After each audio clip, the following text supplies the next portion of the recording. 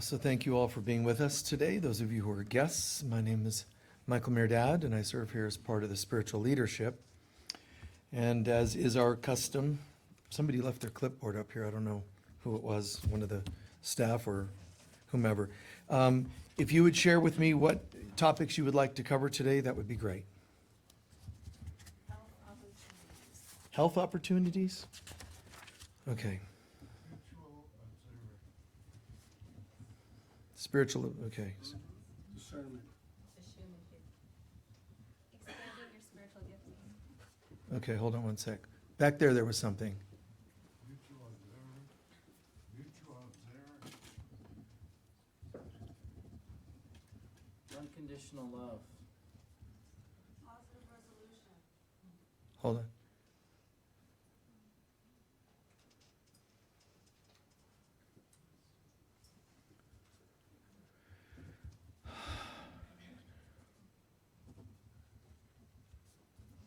Okay, good, thank you.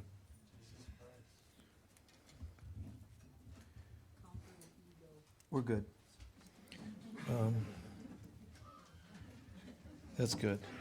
Thank you. You know, asking folks what topics, I've said this before, I know, but asking folks is not something I need to do or that we need to do. We would just always launch into a talk of whatever type anyway. But it is also right and beautiful to ask folks because we all contribute to what's happening here. It's not a lecture, it's an experience. And also because people have value and something's going on in their heart. You know, could you talk about death? Could you talk about struggle? Can you talk about love? Can, you know, whatever. These are things in people's hearts. Maybe that's one thing that people feel when they tune into the center or attend the center is the recognition that we care. Not gratuitously. I mean, we truly care. I care and we care, everybody here, is wanting to give permission. I mean, if you look at the requests ranging from health to spiritual, from discernment to observation, which is somewhat similar, unconditional love, positive resolutions, Christ, Jesus Christ, and so on. All these things, conquering the ego, all these things that came up from you folks, there are often themes underneath them. So it's not like we actually try to just randomly talk about these separate topics, which would be just really strange, just machine gun out these topics unrelated to each other, and it just looks like we move from one topic to another, and so we have chapters of a book. I like seeing the connection of things. A good mind, any of us, a good mind can see connections to things. You can see not just pieces, but a complete picture, a balance between picture, you know, the pieces and the big picture, the whole complete picture. But the concept of people sharing what's in their hearts, what they want to hear about. You know, one of the underlying feelings or concepts is the concept of vulnerability. A couple people this week have asked about, you know, vulnerability, came up in conversations and so on. And yet, what is vulnerability? And when we ask about even Jesus Christ or resolutions, how to get unconditional love, people will do talks about unconditional love and yet come from a left brain linear thinker self. I kind of think it's funny when people start talking about unconditional love, which I've done myself, but there's a way to do it. You can't really cover it if you don't feel it. It's basically you're doing a dictionary job. Unconditional love. And then you do a talk about a topic. It's nice cerebrally, but what are you doing to live it? To really understand? Or Jesus Christ, or whatever else, a theme, Holy Spirit, God. These are concepts that are feelings. They're states of consciousness, not even people or things. God's not a assume. It's the creator. And it's the only, the Lord that God is one, it's the only creator. But from the creator, it's fractioning away of gods, goddesses, and archetypes, and planetary this, and psychological that, and refracting all the way down to us sitting in a chair today, watching football, drinking coffee, or attending a spiritual center. But what's amazing to me is people are sitting around the planet not even realizing their soul wants to be vulnerable, and instead they're sitting around talking. And the more they're talking, the less they're being. Not because talking's a problem. It's just the way you go into it. Talking is just another addiction. Hi, I'm about to feel something, so let me start a conversation so I can avoid feeling something. Let's just keep talking about it. And, it's just such a funny thing. The concept, there was a wonderful teacher 100 years ago that said for every page of a book you read, you should spend equal amount of time soaking in what you read. It's a really nice, smart discipline. You read a chapter, chill for 15 minutes. Just, what did you just read? Have that right brain, left brain balance. But that concept of vulnerability, how do we, reach, even the concept of health that someone brought up, the opposite of healthiness, of course, is going to be unhealthiness, illness, but it's also stress and other such words. But every time I'm not just allowing whatever is to flow through me without constricting. See, vulnerability means no constriction. Oh, but I got to have some. So here's what happens. You're sitting in a chair. Now, I'm going to count to 3, and I'm going to put everybody in a trance, and on the count of 3, you have no defenses whatsoever. Do you realize what would happen? Your body would just you need your muscles to hold you up. So that means the human body has been designed to totally let go. And I don't want anybody to prove me wrong. And look at me, I can totally relax. We don't need you to do that. But isn't it sad? I mean, every one of us should have a friend that would be able to say, hey, listen, lie down, let me rub your feet. Lie down, put your head on my lap and let me just massage your scalp. I've done this on flights, on tour, to strangers. Not because I'm like, anybody want their foot rubbed? No. TSA, excuse me, sir. I'm just saying circumstantially, I've seen it happen. Somebody crying and holding them, a stranger. See, a stranger letting them cry on their shoulder. It's so amazing. And I love being the kind of person that would risk saying, would you like that? Do you need to be held? Here for a moment, whatever it happens to be. Some of you have seen this film footage of my working with people in the most challenging industries. But for example, one film that was made about healing, and it was related to porn stars and people in that kind of industry, and their relationships and their non-relationship and their addictions. It was a very deep kind of, let's say, documentary. So sitting with this guy who's like 6.5 feet tall, and he's all muscle, and muscle tone and all. And I was asked to talk to this person on film about their life stuff. Well, I was asked just to ask them about relationship, like a documentary. Well, this is me. I'm not going to go, so tell me about yourself. I'm like, what got you into this? And I just know how, and I zero in. And it was amazing. You have all these Malibu and Hollywood people behind the cameras and filming this, and they thought it was a documentary. And when I sat down, I swear, it wasn't 5 minutes into the conversation that this giant guy, I got up, sat next to him, put his head on my shoulder, and he wailed tears of his abuses. What an amazing honor. But I had to risk that. He could have easily said, I don't know you, don't get near me. It could have gone very badly.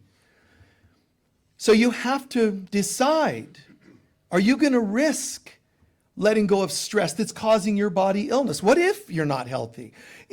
Something's not flowing.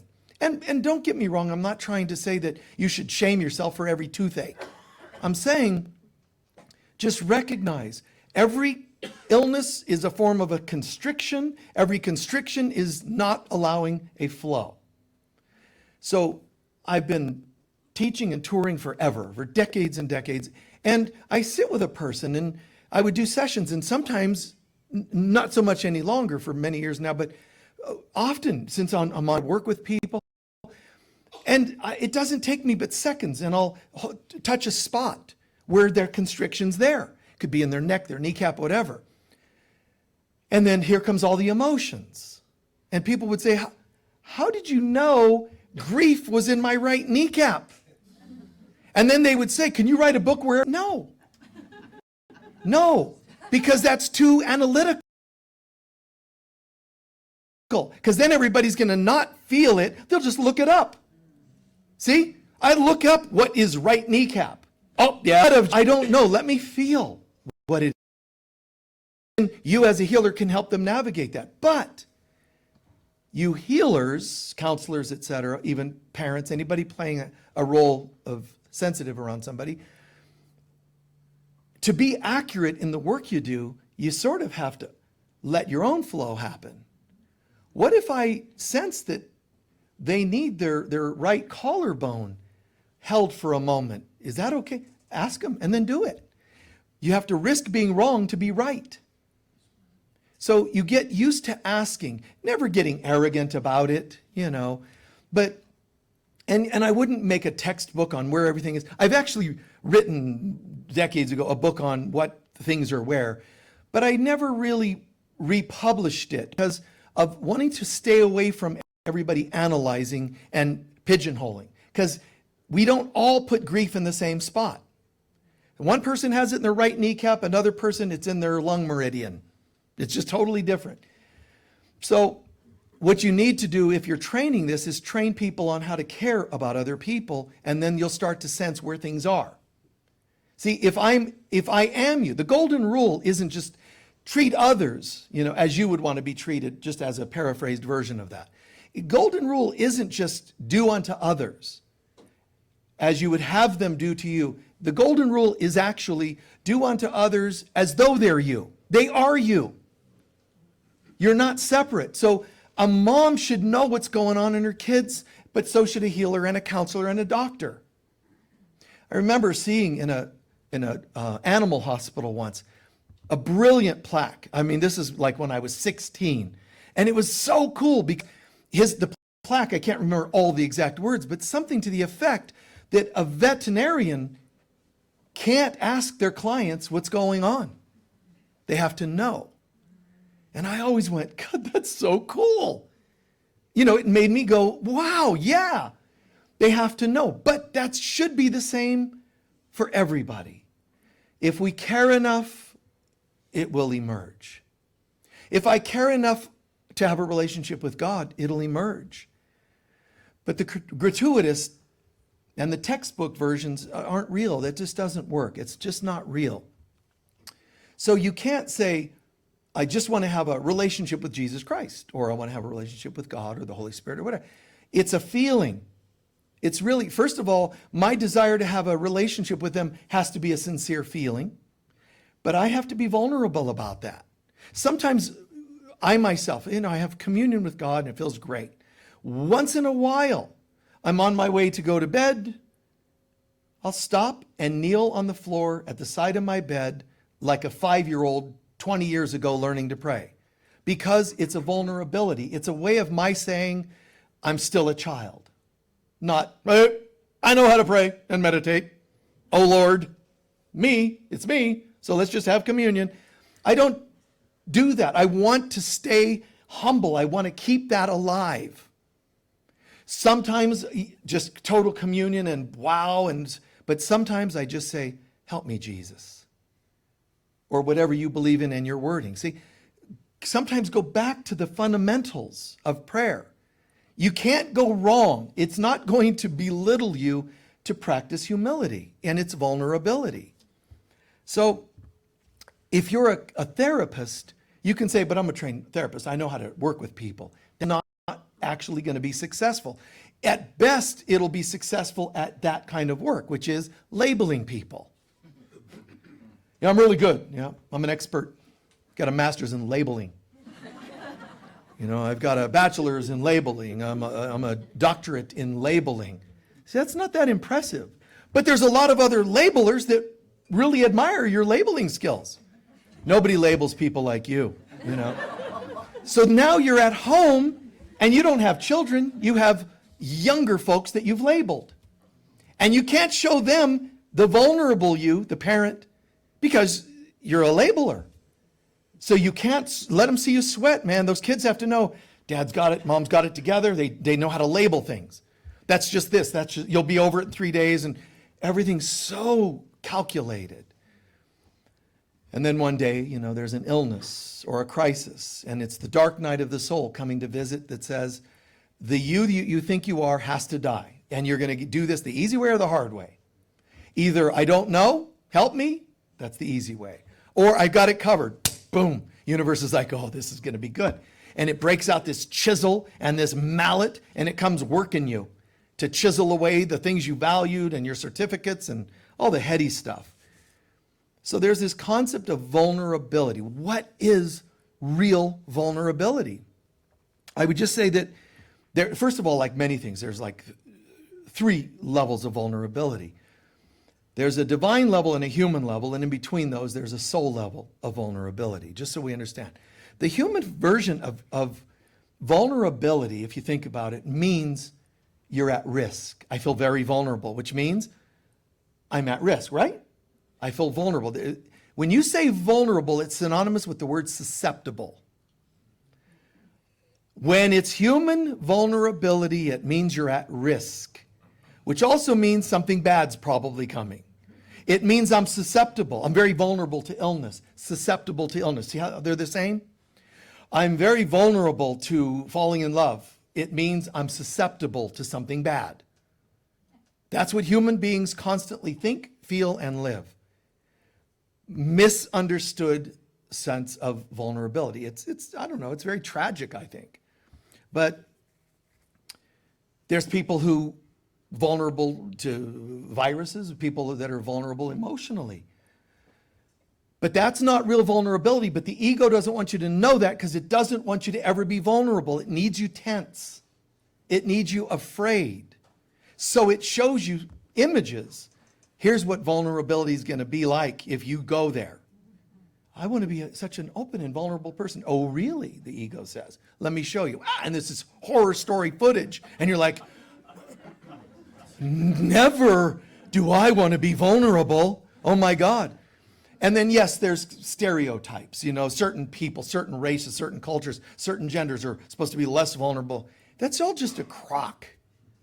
And it's all ego designed so that people stay tense and afraid. Have you ever understood that concept? It's called unwinding. So somebody, a good body worker, they contact the body. See, when I have taught body work, shown people how to do really great healing work, or even when I've taught things like at lectures and conferences around sacred sexuality, I don't show them techniques of the body, almost ever, even though that's what they're looking for. Well, show us a bodywork technique that unwinds the gluteus maximus or the latissimus dorsi or whatever it happens to be, because they're in their head. Or it's a sacred sexuality conference, show us how to, be totally unwound sexually and vulnerable, And the first rule is, are you all ready? And they're like, they start leaning in. We've heard this guy is amazing. And they all start leaning in. He's okay, shh. They're going to take notes sometimes, and sometimes they're just like, they're going to soak it in. He's about to unleash how to unwind the body so that we can be orgasmically free, or health, blah, blah, blah. And I'll say, rule number 1, you don't have a body. And then you just see the question marks. You see the light bulbs that were there are short-circuiting, in their aura. You don't have a body. And I've had a couple of them get triggered by that. We are totally bodies. We're nothing but bodies. We need to embrace that we're bodies. Then you won't understand. Go ahead and keep toggling switches on the body and enjoy yourself and whatever. But you'll get nowhere. You have to understand you need to connect with a person's soul, not their body. But if you connect with their soul, it's not you're pretending there isn't a body. It's that you're recognizing the more I understand soul, the more that seems to be the body unwinds. You see? So I can try to force a muscle group to release, and sometimes it works. It's just not as effective as unwinding the muscle group.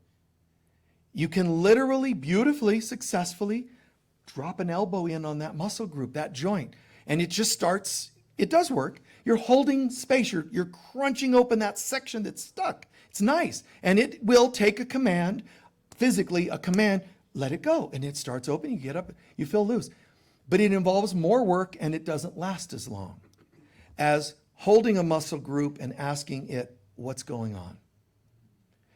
And instead of just go, go, go, there, it's gone, I'm such a great healer, it's, would you mind? And there's this, well, I don't know. And you just hold space. Well, okay. So whether this is a lovemaking thing or a body work, either way it's, can I really? See, because you're used to performance. Even if it's body work, it's performance. Wow, I feel so much looser. That's different than hold space. Hold space. You're not a body, you are free. But how are you feeling? Well, I don't feel like I'm allowed to. Okay. But right now, are you allowed to? Yeah, Dad's not here. Mom's not, there's nobody shaming. Really? Honestly, you connect with the soul and you're having a conversation saying, it's okay, let go. It'd be great if human beings, just when they hug each other, could just go, you know. But look at us. You know, we're hugging. I hugged too long. Oh my God, I better, now how do I back out of the long, lengthy hug? You know, oh, you gotta go. Yeah. Good seeing you, man. You gotta find some way. And I've done that.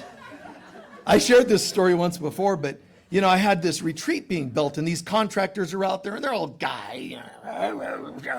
Hey man, you know, how do you want us to do? You know, and they're all just doing the guy thing. And I go on tour and they're working at the retreat. I come home and I'm like, wow, you know, it looks so great, guys. Oh my God. And I go and I'm on tour. Everybody's all loving and spiritual centers.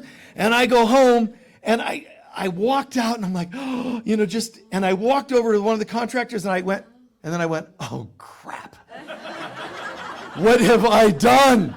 And I'm holding this dude that just, I swear. And I just, be with me, Lord. And I swear, this is what I did. Yeah, man, good seeing you. Pat the back, you know, and try to turn it into, if this was a guy thing the whole time. I wasn't warmly like, I love you, thank you.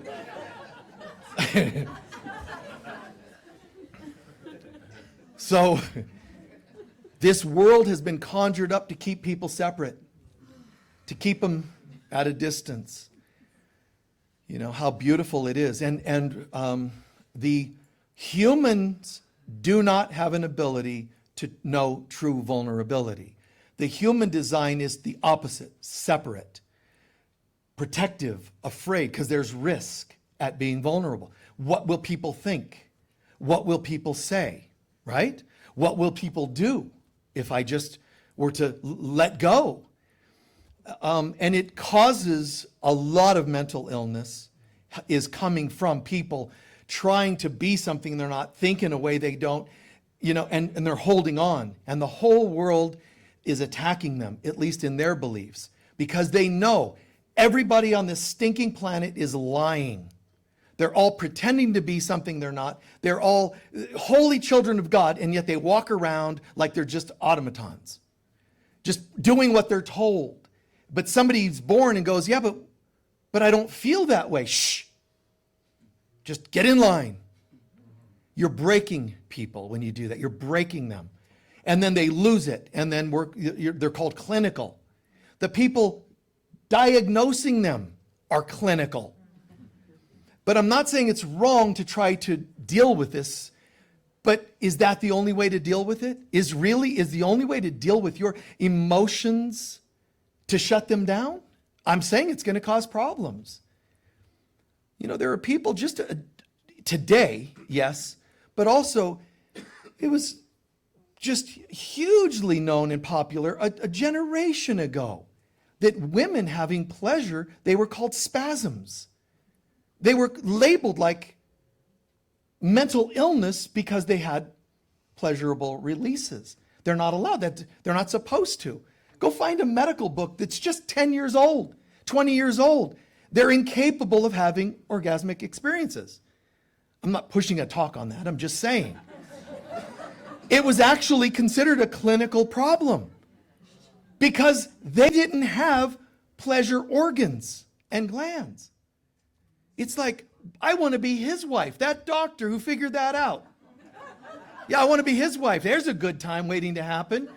Honey, let's get together tonight. By the way, you have no pleasurable sensations. And if you do, I'm going to get you medicated. What a weird experience. So when a woman's like letting go, she's naughty or cuckoo. But really, is that what's supposed to be happening? It's like an inquisition again. Girls that wake up in the middle of the night with a vision, a dream, and say, I saw Jesus. Uh-oh. Light the fires. We got another one. Murdering people for feeling. Someone has to say, why don't we stop for a second and tune into what's happening? Rather than assuming and thinking, analyzing and acting out, why don't we just chill and say, what's really happening? What's going on in this situation? We need to be people whisperers, you know? Seriously, right? People whisperers, not dog whisperers. You should be a tree whisperer. Be able to tune into anything. What's really happening in this moment? But human vulnerability is not real. It's contrived. There's this, I'm feeling so vulnerable right now. You're so naughty. Stop. And they think that's vulnerability.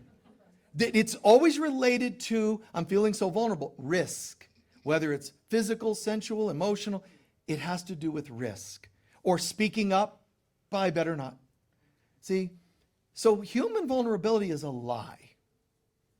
And the world doesn't know how to call it what it is. The emperor is naked. There is a problem that nobody wants to see. Divine vulnerability is the complete opposite. It is impossible for vulnerability that has anything to do with risk to be divine vulnerability. Divine vulnerability means, here I am, Lord. Not, here I am. I don't want any lightning bolt. That's not divine vulnerability.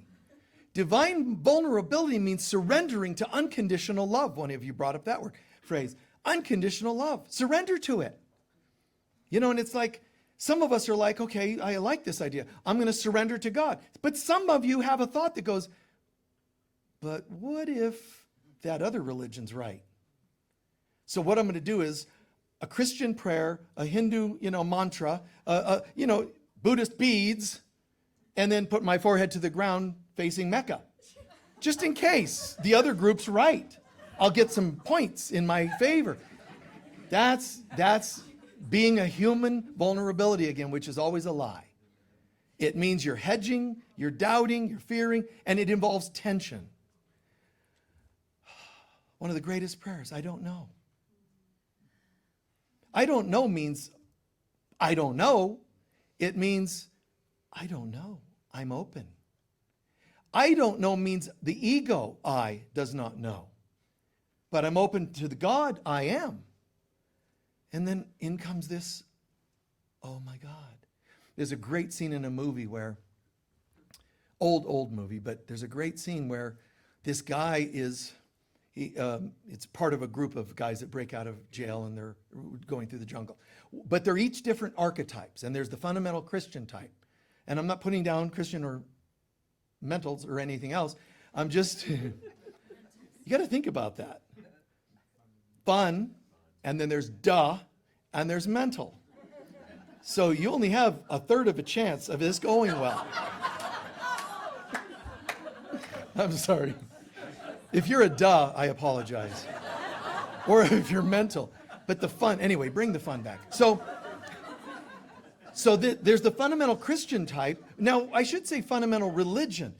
I'm not just meaning Christian, but I'm saying Christian because that's what he is in the movie. And he's got his cross, and he's walking around saying, all of you others are going to hell, but not me, because I have my cross and my Bible. Now, there's a guy that's in the group, and they run into him, strangely, coincidentally, and he's this divine being that nobody can tell is divine, except gradually he converts each of them into finding God. All right? Now, he converts the murderer, he converts the thief, and so on. But the fundamental Christian is they're all evil. And I can see there's something different about you. Does he see Jesus? Does he see God? No. He says, you're like them. You're a demon because you know things. So afraid. And then there's another character who's a paranoid type. Everybody's out to get me. And he comes to a moment where he has to make a decision. Everybody's out to get me. They're all enemies. So he thinks for himself constantly. Well, there's a point where he realizes everybody here is at risk, and he throws himself into harm's way to help them all. All the people he judged in his way, different than the Christian, in his way, they're all out to get me. So he comes through at the end. Now he's dying because of putting himself in harm's way, which was beautiful. He says to the Christ kind of character, I get it now. All these people that could have been friends, I kept as enemies. All these opportunities I had to be vulnerable, to trust, and I let fear win out. And the Christ kind of guy is just holding space. Exactly. Just honoring where he's at. You know, and it's kind of like, oh, so beautiful. So beautiful. The Christian guy has his moment of passing and he realizes, oh my God, you did know everything. You're him, aren't you? You see? Here, each of them had their defenses up, but he's dissolving their defenses. Divine vulnerability can't even see defenses. It's beyond human words and thoughts. So just know there's such a thing as divine vulnerability that you can rarely understand on planet Earth because it involves such a profound level of complete surrender. A person facing death is the closest general example of what a human can experience to that state of surrender. They see that light, they feel the feelings, angels are there, and all of a sudden, wow, but you're also exiting, so it's not fully a human experience. It's hard for the human mind body to totally let go, but a death experience is kind of the closest humans get. I'm not saying you're not capable. There's a middle one that's made for humans to feel divine, and that's soul level vulnerability. And soul level vulnerability, there's the person helping to facilitate it, if there is, because you could also be on your own. But letting go, getting to the point where there's the human vulnerability, there just lies. I'm afraid, but I'm pretending to be vulnerable, but at the whole time I'm tense, or I'm crediting someone else. Oh, you make me so vulnerable, and yet, they're not being selfless. They have agendas, and that's not really going to go well in the end. Soul level vulnerability would involve you, first of all, any of us, and sometimes involves other people. But those other people have to be in a state of complete no agendas.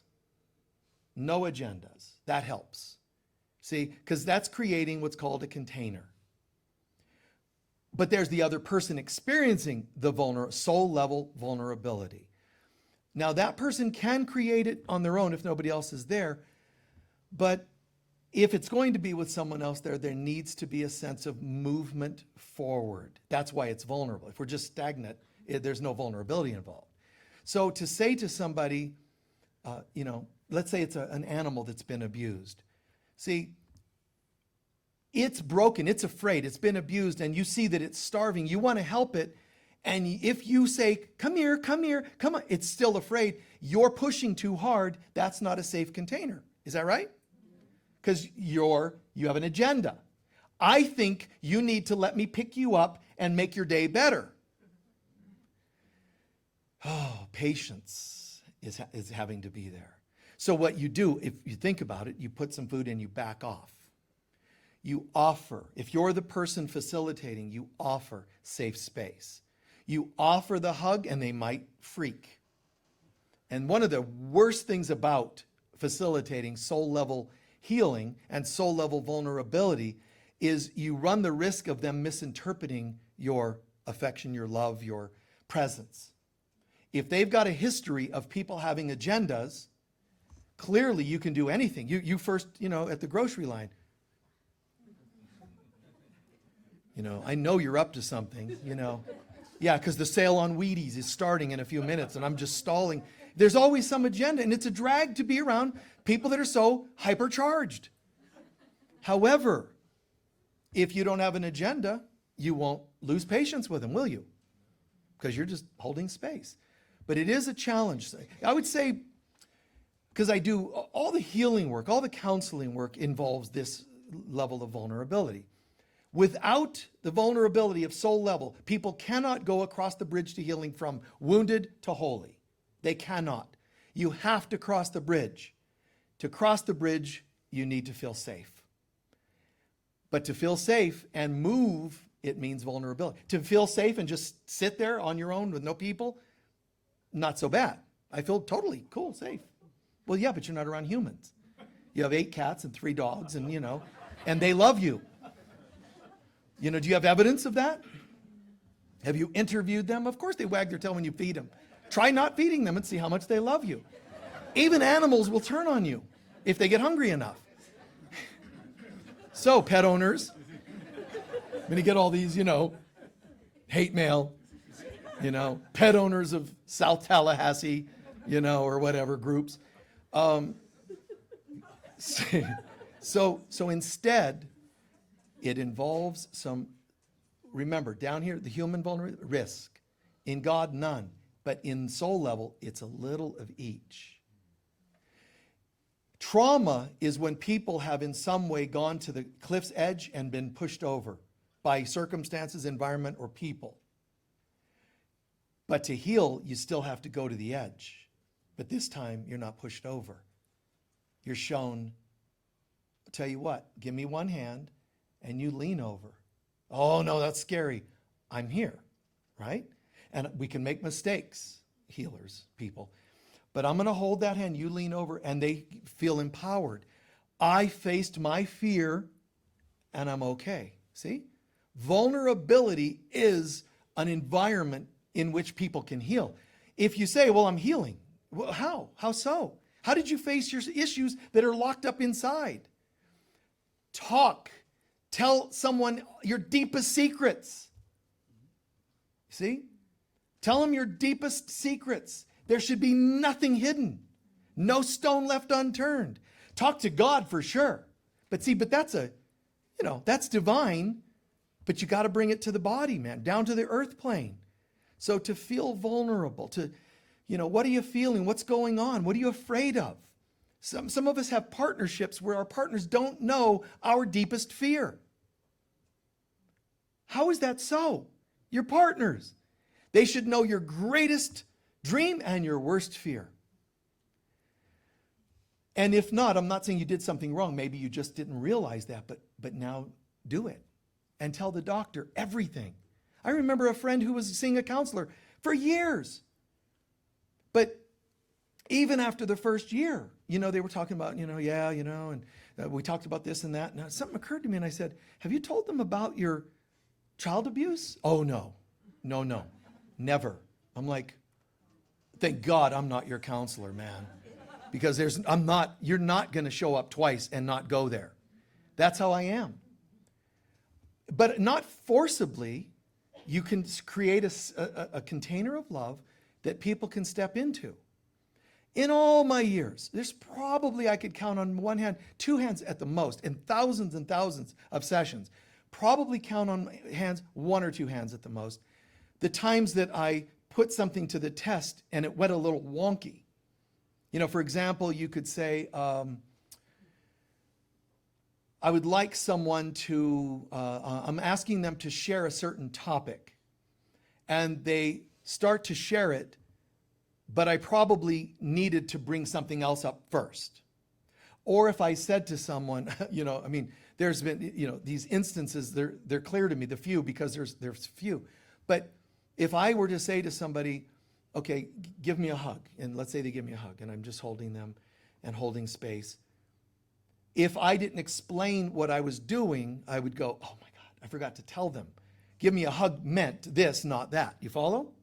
However, you almost have to not tell them so that it's a little risky. I never hug anyone. Oh, great, come here. That's kind of how I'll do something sometimes. You know, you never, let's talk about that. But I just said I never want to talk about it.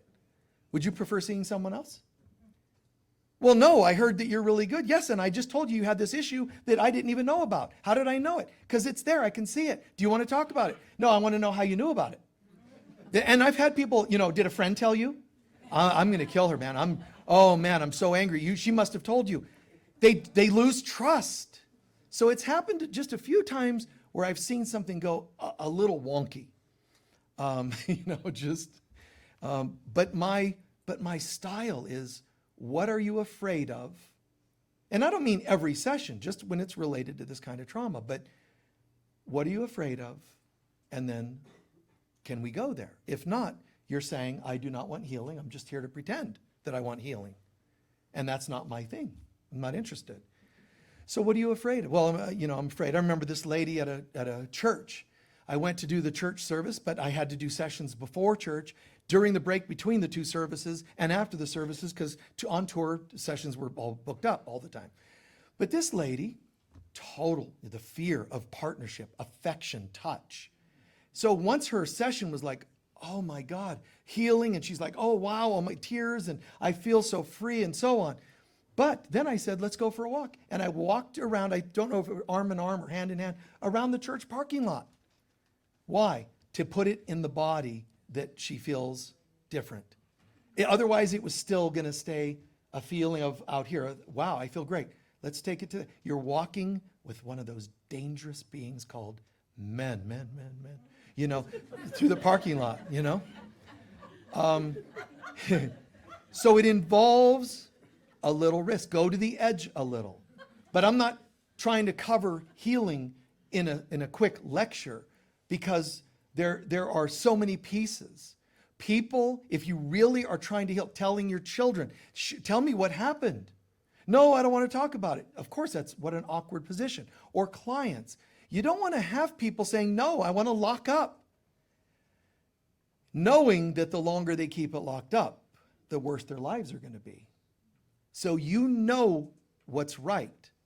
Soul level vulnerability involves knowing the truth of God, but respecting the illusion of this world.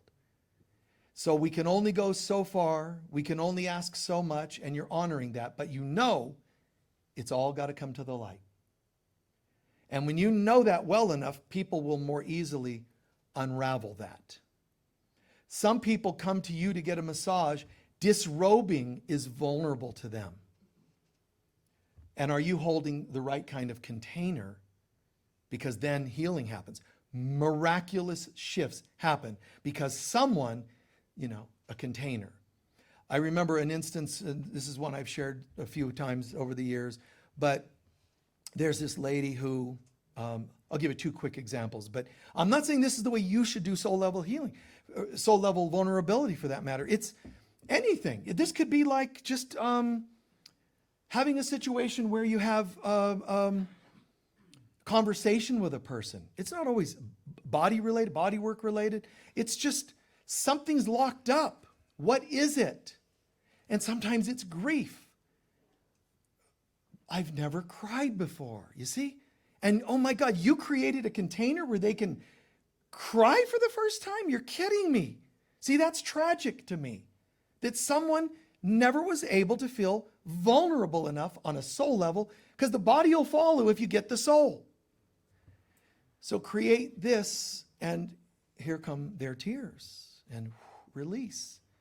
It's a sacred experience to create space for people to come out. And I've seen people who, their secrets about sexual preference, gay or straight or whatever, all the secrets, leave no stone left unturned. Why would you want to? Well, I've just never felt safe enough. Well, then let's do that now. And maybe you're not the right person, but recommend that they do it with someone. So many techniques, so many ways. I remember speaking at a conference, and it was all health professionals, mental health professionals, all these doctors of psychiatry and psychology. And they're sitting there, and they're all talking about the labeling they put on people, and that person's this, and that person's that. And after years of therapy, you might help them calm down a little. That kind of work. And I'm just sitting, me, with all the doctors. And I look like this, I'm like, And then it's Michael's turn, and I go up and I sat on a chair in the front of on the front of the stage. Does anybody want to experience, healing, And I had this gal offered, and she came up, she sat on the floor in front of me. And I just said, start relaxing your breath. And I just started holding points. She just started losing it, flipping out, screaming, crying, and I'm doing things with the body and all this. And these you should have seen. You'd have thought these people had seen everything, but they didn't see anything because there's no vulnerability in their work.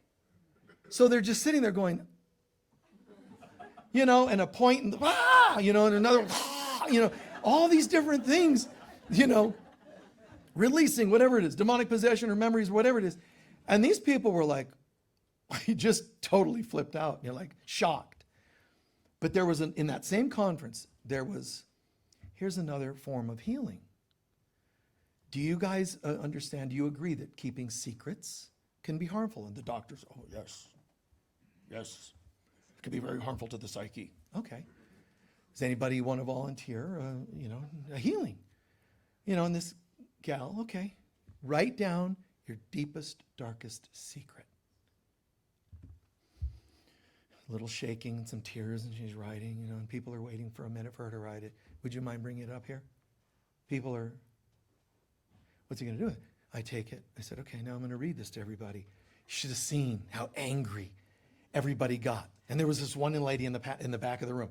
I feel this is completely inappropriate. That's her. You're violating. I don't care what you think. You're not up here. I am. So be quiet until you're hired to do the work. I didn't say that, but I was thinking it. Anyway, she's just nagging about how horrible I am. Never was I going to read it. My pretending to was enough to start triggering issues. You see what I'm doing? I brought us to a place of vulnerability. See? I brought us to that place. How you feeling? And the gal, she stormed out because now she's angry that she flipped out and everybody witnessed that she was out of control. But that's how sad you are, young lady. That's how sad, man. You're holding this in. And this is what human beings do. Shame other people for healing opportunities. You jumped to a conclusion because you're messed up. She could have then said, oh my God, I'm seen. Now I'm vulnerable. See? And you just apologize, make amends, and you're done. It's clear. Ho'oponopono if you want. You're clear. It's done. React, get angry, shut down. There's one that's volunteering to stay broken today. But just think about that it takes. See, I can give away these secrets because I don't do work with much with people in person anymore. But it was extraordinary to watch. And this one gal that I said I was going to share a story on, just a brief version. She comes in, she wants body work. And she's implying that means she wants kind of massage work and body work. Okay, so what would you like to do? Well, I'd like to get some body work, and I heard you do extraordinary things. Typically, I just sit there in front of a chair, and you're in a chair. But this person and some groups that I've gone to, they're into body work, so they just assume they're on a massage table, okay? But she shared that her biggest issue, this is very weird for me to work with a guy. Oh, okay. And it's just really weird because I feel so vulnerable, etc. And my body and being seen and being naked. Well, I didn't ask you to be naked, but okay, you're thinking that. Okay. So she gets on the table. I leave the room. She gets on the table and she has a sheet over her. So what am I going to do? You think, what am I going to rub her collarbone? Some people, yes. Am I going to just say, let's work on your deltoid? I'm there for major level healing. So what I did is said, I'm going to remove the blanket. We're just going to go right there, man. So I said, now you're going to feel it lifting off of your body. I put my arms under the blanket. You're going to feel it lifting off. And I'll set the blanket over there, and I want you to just describe what you're feeling. And she starts shaking, and you're seeing my body, and I'm ashamed, and this is too fat, and this is, and my breasts, and whatever. She's going into all that. She starts calming. She's breathing. Now replace that with peace, with healing, with God's presence. Oh my God, a minute ago I was just like, no, my body is naked. Now I'm like, oh, the presence of God.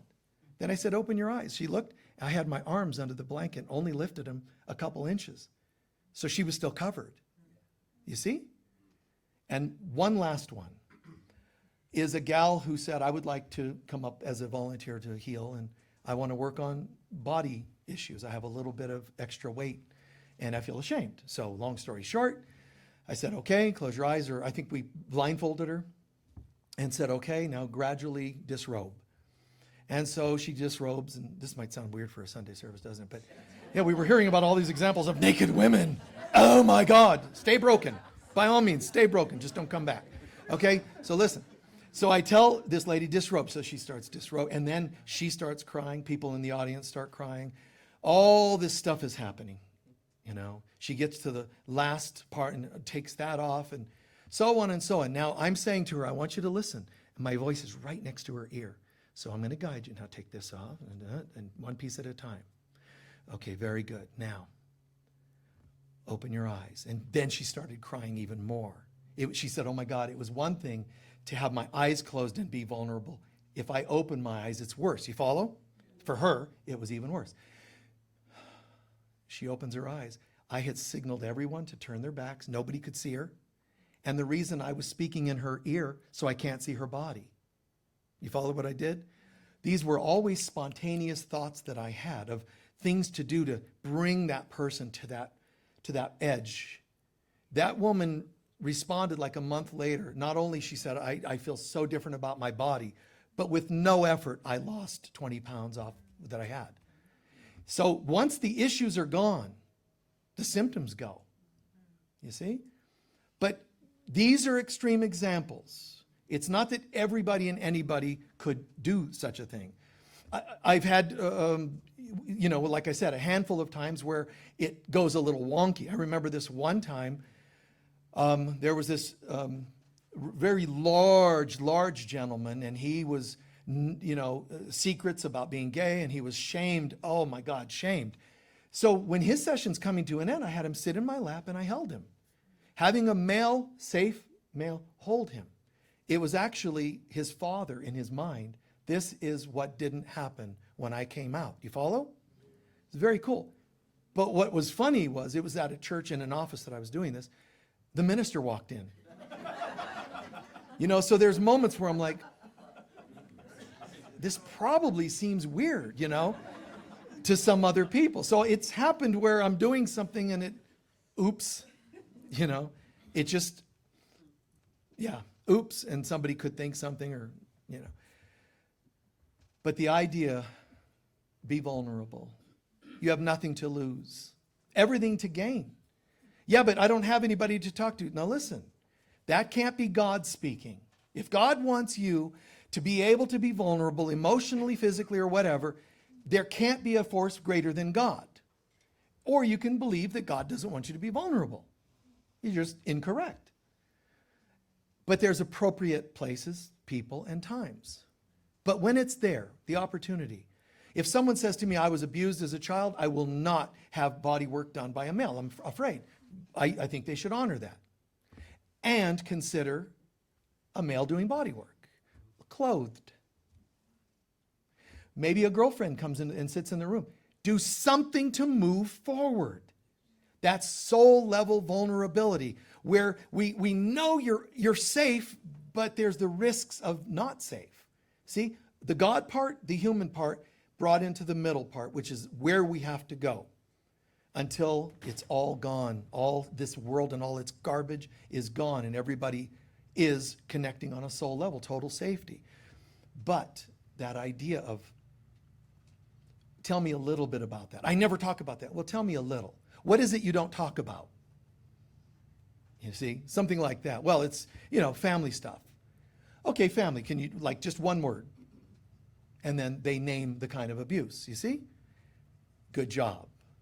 And usually, once the door cracked open, more can come out. If you're the facilitator, mind your manners, man. You shouldn't be a facilitator if you have agendas. You're going to make mistakes, but you got to watch and not have excessive agendas and so on. Your own interests and all that. And it's important, we slip. But then, come back to integrity. Keep that integrity. Keep your sense of, I'm a vessel of God. I'm a channel of healing. How can I most help this person to feel safe? And those techniques that I come up with, those are just off the top of my head. But a technique in one center, healing center, different than a church different than an airplane. You see? You have to believe there's something you can do and just say, what would you have me do, God? And sometimes someone says, I lost a loved one, and you say, oh, I can relate to that. Not, I can up you on that. I've had worse trauma than you. That you don't do that. But you can share that I get it, I understand. And that starts, really? An unfolding. You're holding a muscle group and you're asking it, are you safe enough? Can you let go? No. Okay, I'll just wait. See, patience is a part of soul level vulnerability. I'll just wait. You would wait? Nobody's ever waited for me. Nobody's ever waited for my healing. Nobody's ever been patient. Well, nobody's aren't here right now. What would you like to do? Okay, and here it comes. Good body workers, they feel the unwinding of muscle groups. But you don't have a body, so you don't have muscle groups. What's really unwinding? Your mind, your soul. Permission. Oh my God. See, it's not about the doing work. It's about the receiving, the unwinding, because you have it in you to be healed. But the head doesn't allow it because the head's been hijacked by the ego. Don't you dare, because people always what? Is that happening right now? No. Then shh. Let it unwind. Let yourself go. Whether this is a partner who's being a lover, don't worry about the action. Don't worry about the doing and the exciting, stimulating stuff. You can do that when you want to do that. Just say, hey, would you like to have some unconscious experiences right now? Yes. Oh, totally. Let's be unconscious together. And you go for it. But how amazing it is when you're holding presence with someone. This is all channeled. It's not me. Don't hold it against me. But to just allow, to give somebody permission. Say it. Here's a punching bag. Punch on the back. Okay. See, that's not going there. And so I could have a punching bag in a room. I'm not going to tell some fragile person, male or female, punch on the bag. Okay, oh, Dad, I'm so angry. It's just, that's not real. But I'll tell you, man, the times when I said to people, I want you to make a fist and just hold it against my chest. Okay? Now, we find maybe they're holding some anger in their throat. So I just hold a spot in their throat, and they're like, it's tender. I know. I could use a pinky and show you that it's just tender. It's not the amount of force. It's the presence that you access stuff. So the person's wincing, pinky finger right here or wherever, And I'm like, so what are you feeling? In pain, keep going. Anger, start hitting. They're like, what? Start. And you get these people just pounding, bam, bam, bam, bam, bam, bam, on my chest. It's great. It's just great. It's how I learned to check out of my body. No. Bam, bam, bam. And they're just beating on my chest. Listen, a pillow, a therapist might say, take the tennis racket. And that's not the same as getting a man and beating the hell out of him. Go ahead. Say something. I hate you. Good. And then sometimes they'll go, is that okay? Yes. And they just get it out. It's so beautiful. It is. And then they're shaking afterwards. And is it okay? No retaliation. Nice job. You're kidding. My expressing that, they held it. Do you know what that? It's killing them inside somewhere. And now it's gone. Oh my God. Permission. Permission. I can't imagine that was ever even allowed. I could never have said that to this person, but you're saying it now. You see? It's amazing. I hope you can feel what I'm saying, okay? Just how beautiful it is. And we're going to do a little exercise. We're going to do a little exercise. Just a few centering breaths, and when we're done with this, we'll do our collection and our closing prayer.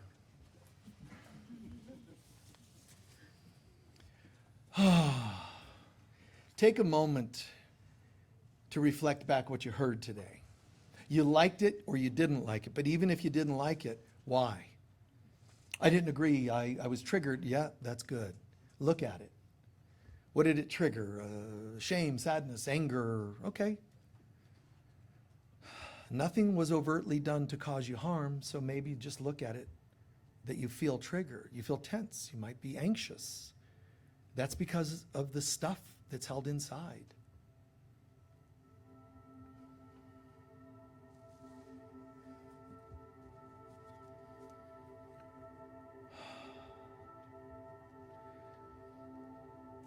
In every chakra and gland and system and cell in our bodies is a memory of trauma of some kind. It's not always overt trauma. Past life, this life. Trauma, remember, I define as anything that lacks God's presence.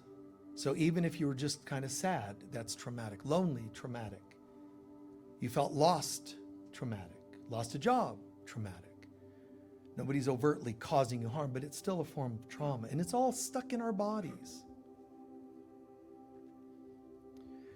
We're just going to do a few-minute exercise. And it's totally safe.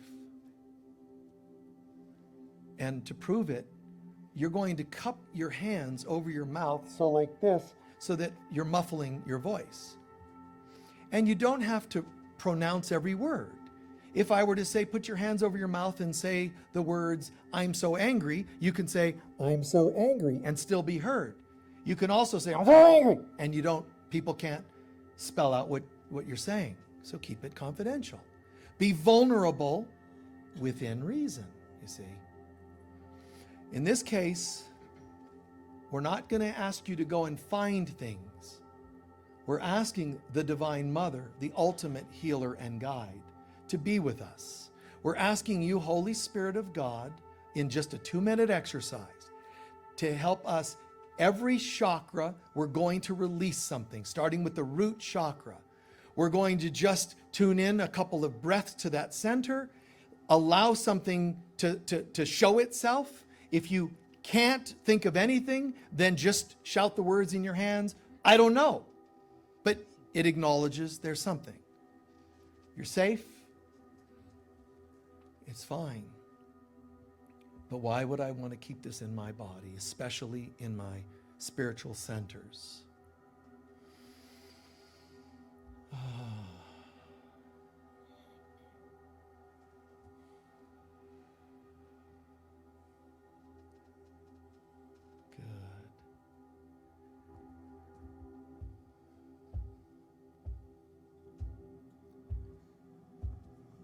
Place your hands over your root center, please. Root chakra. Start some faster breathing. Not to the hyperventilation point, but just deeper breaths.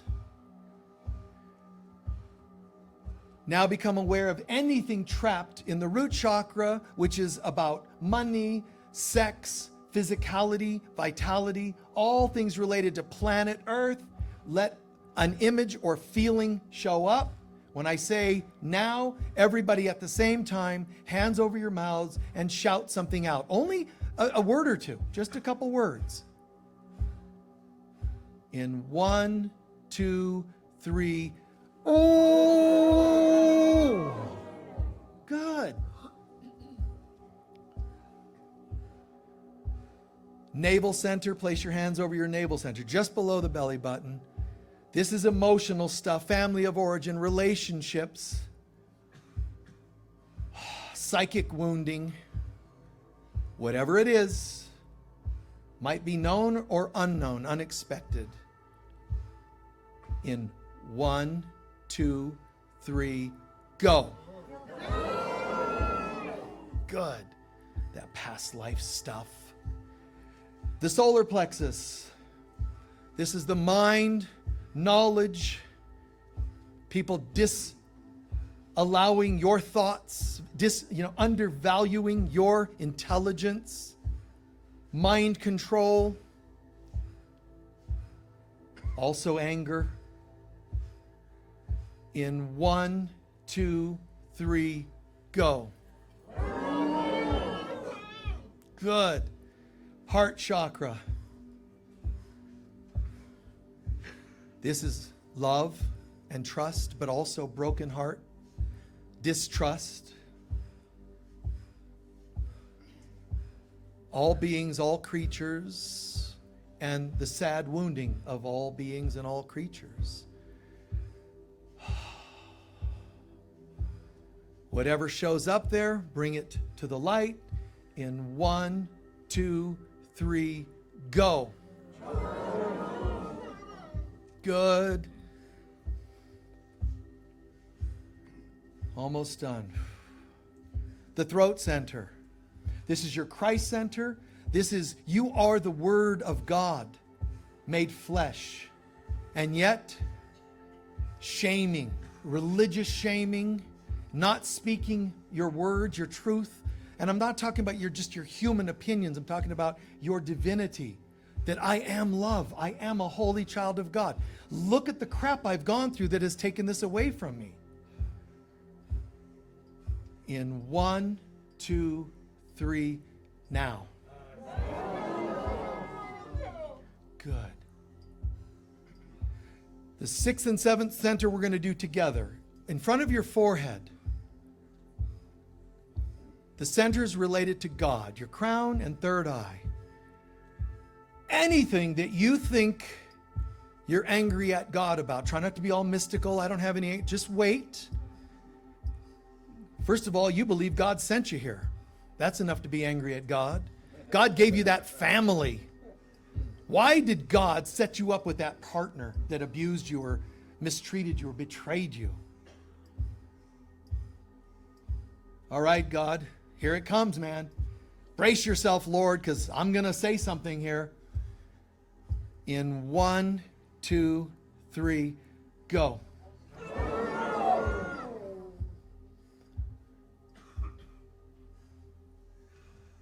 Relax.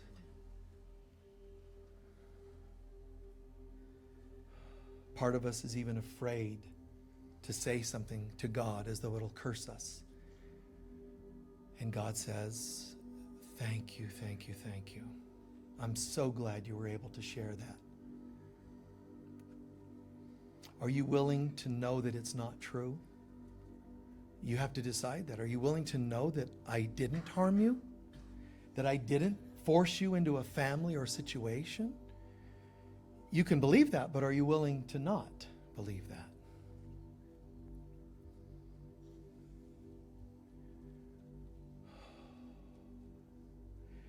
We shouted all of this out. That means we've emptied our cup. Everybody has the right to bring it all back if you want. I want all my traumas back. But if you don't want them back, first, be willing to say, I surrender these to you.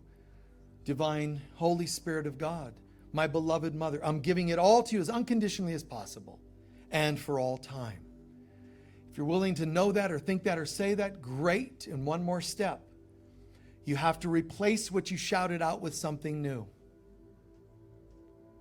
which is always God. Let's call in peace and healing or love and self-worth. Pick your pair of words.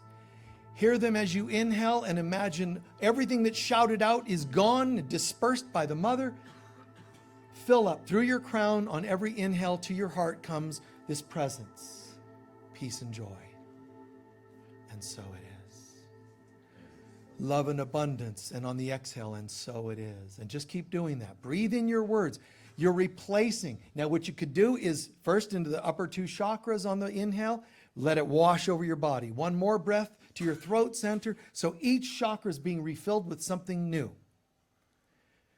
Just for half a minute, go all the way down, either the whole body over and over, or one chakra at a time, all the way even to the root. Be filled with the light of God. No chakra left unturned.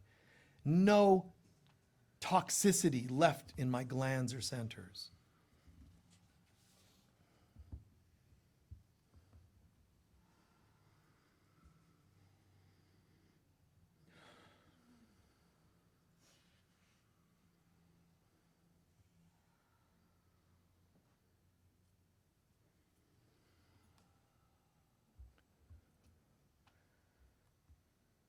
This holy, holy sacred experience, all guided by you, Divine Mother. Father, Mother God, your love for us, we are learning to comprehend more and more, and it feels so good. Thank you for teaching us, showing us how to not hold on to such things.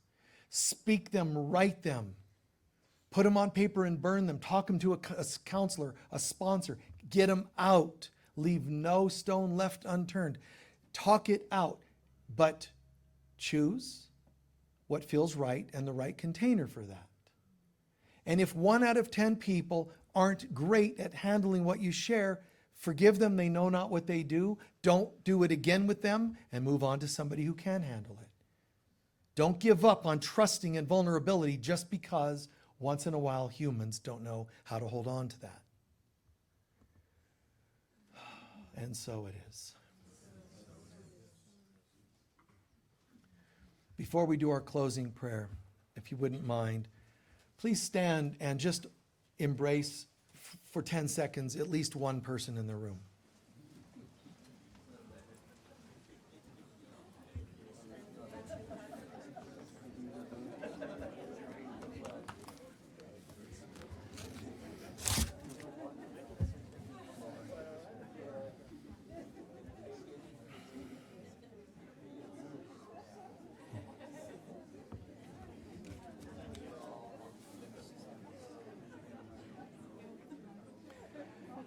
And then have a seat when you're ready.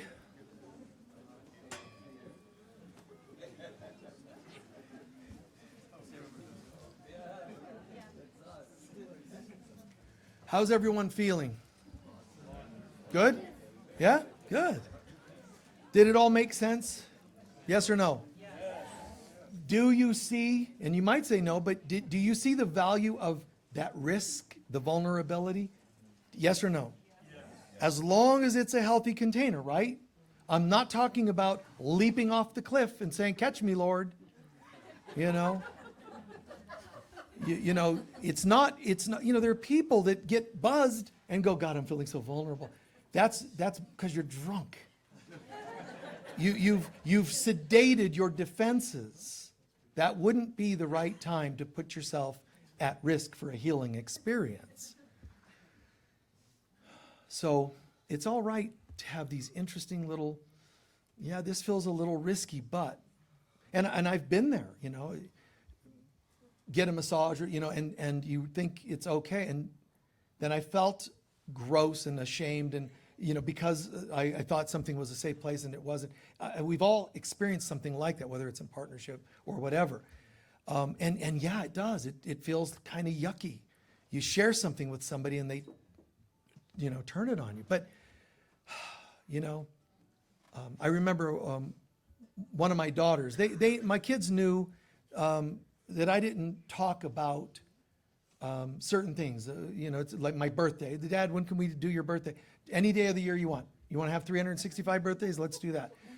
Like I was always a little weird, eccentric, And so, but one day, one of my kids decided to go into a file somewhere and look up my birth date. My first reaction was, "I told you," and I caught myself. This is a test, and it doesn't matter, For a moment.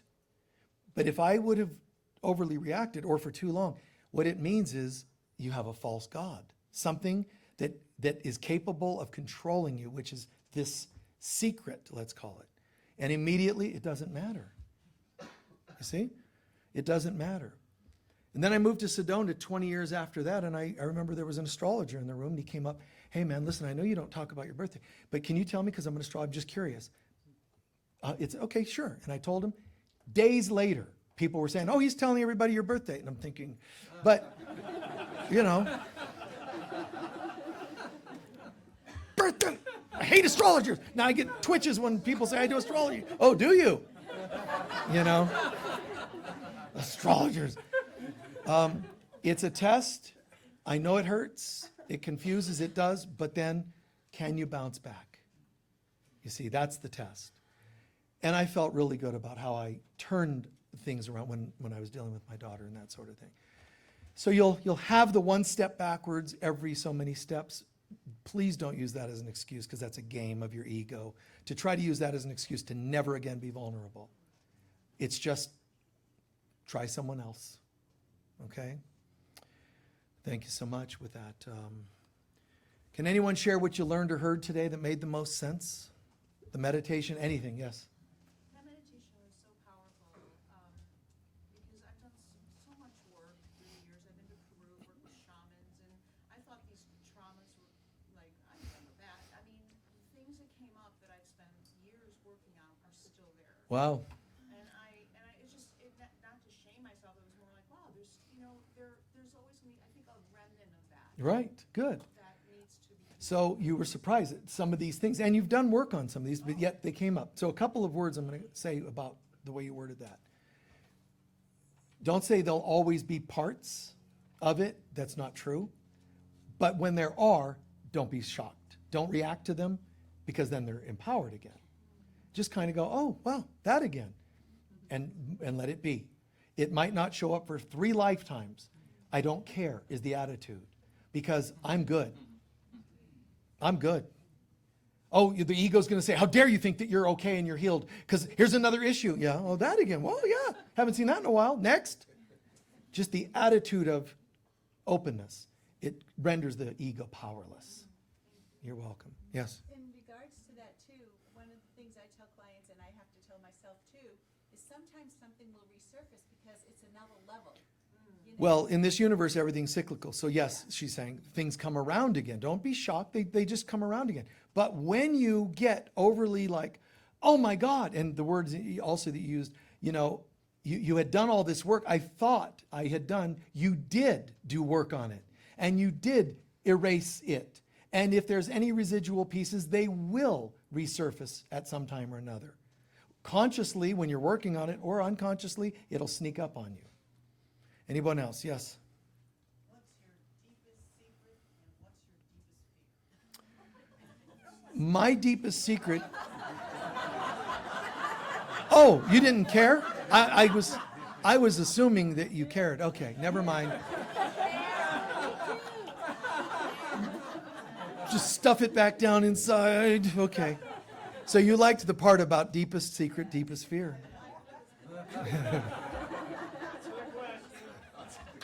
No, she's saying she liked that part. Yes?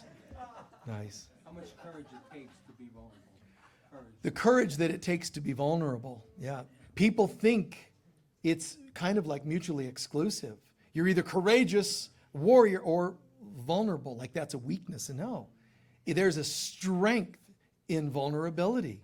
And it basically tells the world, I don't care. I don't care if you think, here I am. Just, here I am. But hiding those things, to me, it's not just, don't you hide those. It's sad. To me, it's sad that I would try to hide anything that you would try to hide. There's appropriateness. I'm not asking you all to go home to talk to your 5-year-old children and grandchildren. Hi, listen. Well, here's my deepest, darkest secret. And they're like, now they need to come to this service and, do a workshop. 5-year-old rage issues, or whatever. Beating their rattle on my chest, My mother, she's so insensitive. Anyone else? Yes? Facing your fear and the freedom it provides. See, when the stuff's out of the way, it's like, all I can do now is breathe. Like, wait, what? Oh my God, like, because there was stuff. Over here, somebody had their hand. Yes? Thank you for the compact, quick release ritual. That was amazingly wonderful. Good, thank you. Also like the human whisperer. Good. The human whisperer concept and the compact, the talk, a workshop, and the meditation. Meditations and workshop don't have to take hours and hours. They don't all, although sometimes that's fine. One of our local best body workers, in terms of cranial work and all that, they had a session with me, and what I said, how did you do? They said the first thing that registered after the session was, it doesn't take hours to unlock the body. Because I just grabbed hold of a couple muscles and held, and she unwind it, and she's like, oh my God. We spend hours getting that, you see. But that's not just because, like, I'm magical. When you care about people, they come out. They sense it. And when people come out, their stuff is gone. But you can't work on people's problems and try to get them to come out because you've just acknowledged they exist. Now they're empowered, they're inflated. Now you have to work on breaking down what you just inflated. You have to know there's something in you that's beyond all this. Let me hold and you come out. And that's the concept of healing. And you can watch other videos we've done related to healing or vulnerability or in affection and so on and so on. Who else had their hands up? Yes? I'm not sure how you worded it, something about be willing to take a risk of failure in order to succeed. You have to be willing to fail, to succeed. Yeah, just like when you learn to see auras, you can't go, well, I'm not sure, so I'll never look at auras. Just blurt out what you see. What's the worst thing? I see blue. No, you're wrong. It's orange. What's the worst thing that could happen? Oh, I knew I was always going to be wrong. Just trying it out and blurting it, you're instantly starting to get better at it. Yes? In soul vulnerability, you help me realize that there is no body. In soul level healing, in soul level vulnerability, you're not addressing the body. You're knowing the truth of who they are, which is something that God reveals to us. They're glorious beings. But we don't all remember that yet. So we're not yet divine vulnerability. We're humans getting halfway there by learning soul level vulnerability. Create. And if you're a recipient of this, not the practitioner, remember, trust and create those moments and give thanks when they work. Please remember to give thanks. I went first time ever, got a massage. I'm safe. Everything was fine. It worked. I'm good. See, because we're actually sending out a frequency to the world. We're scared, and then we create traumas. The more you heal traumas, the less chance of running risks of human vulnerable scenarios. As soon as you're healing, you're healing and getting more into your soul. Therefore, you're getting into more soul experiences, such as human soul level vulnerability. Anyone else? Yes. Knowing the power of God, but respecting the illusion. Know the power, the truth, the reality of God, but respect the illusion. Yeah. That's absolutely right. And you're going to run up against things. I remember one of those things that I said was an awkward one. It was just a lady who had all this stuff stored inside. And I put my hands on her knees and touched a point on each knee for her to release. She released, she was crying, oh my God, it's amazing. But she also later said something to somebody about it, like, he touched my legs. And then the friend's like, oh, not your legs. Listen, go home, put a tablecloth on your tables, cover the legs because they're naughty. What is this, the Victorian age? They actually did that. Do you know that was a symbol in the old days, covered tables? Cloths had to go to the ground because you weren't supposed to show the legs of the tables. How hard up are you? How that you can't look at a table and not go, getting all randy over a leg of a table? That's twisted, people. Needing some major therapy. And all you could give us was Freud to analyze it. The leg of the table, is your mother. I mean, we've got to be willing to go these places. Anyway, anybody else? Yes.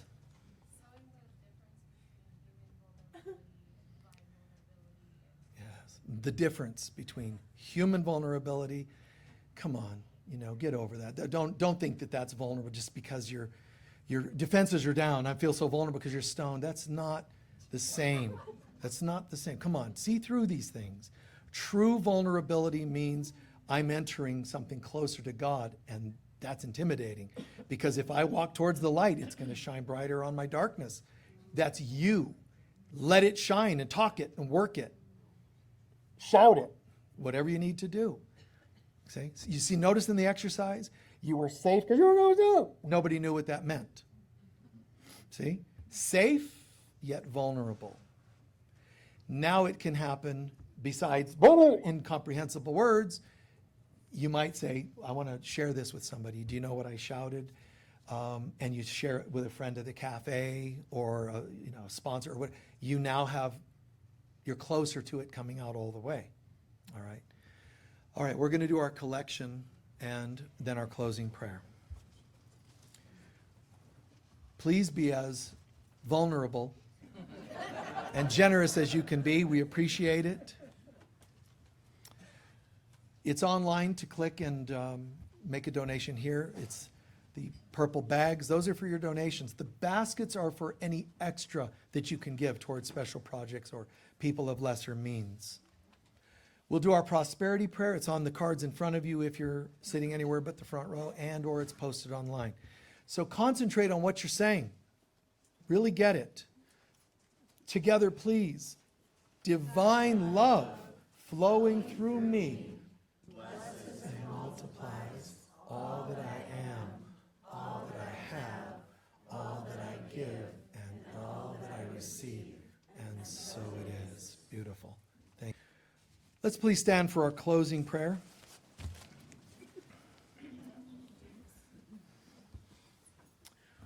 Oh, good, huh?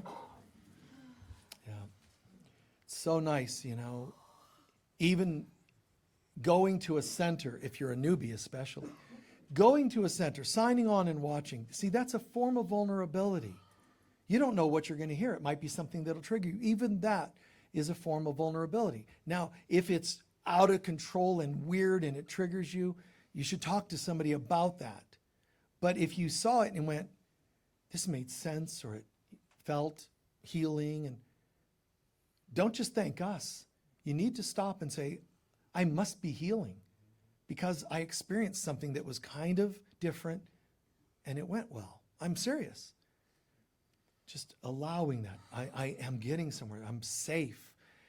You got to soak that in to turn the corner on that. Yes. The light of God surrounds us. We are the light of God. The love of God enfolds us. We are the love of God. The power of God protects us. We are the power of God. And the presence of God watches over us. We are the presence of God. Wherever we go, God is, I am, we are, and so it is. God bless you.